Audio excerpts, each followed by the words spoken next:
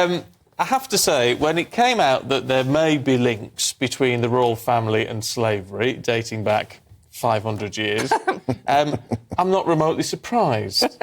Yes, you have to remember, of course, at the time this document came out, of course, we were still burning witches at the stake, you know. Exactly. These were very unenlightened times. But, you know, the king is in a very unenviable position. It's important to remember, of course, His Majesty isn't just King of Britain. He's King of 13 other Commonwealth realms. Several of those are Caribbean nations where the issue of slavery and reparations is very emotive and very powerful. United and where there's Kingdom also and a very Germany strong... are together providing leadership to See if we can reduce the sound on that a little bit, Rafe.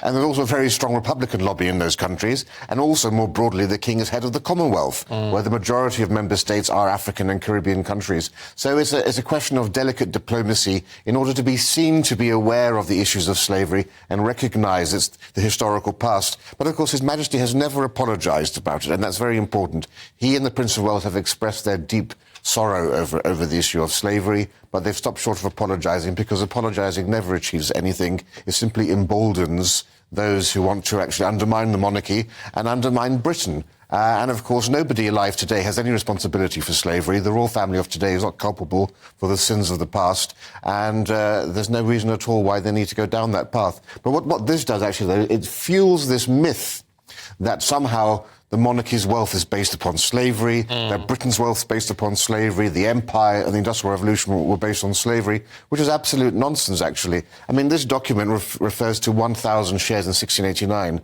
That is about £163,000 today. That was pocket change for King William III. We're not talking about vast sums of money.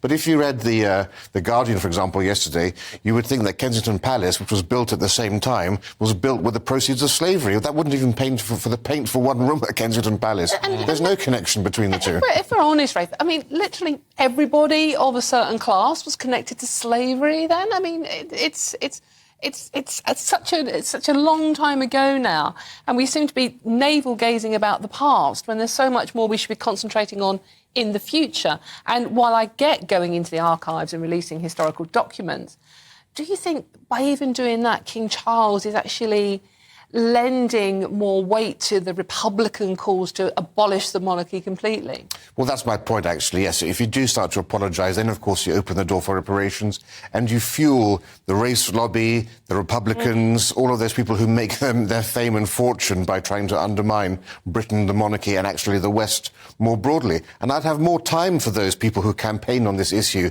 if they were equally vocal about the fact that there are 10 million people living in slavery today in modern Africa. 7 in every 1,000 people are there, and yet I don't see any protests outside the High Commission of Nigeria, outside the embassies of Chad or Cameroon or Sudan, and I would have thought that the lives of people today, saving them is much more important than revisiting past travesties from 200 years ago. But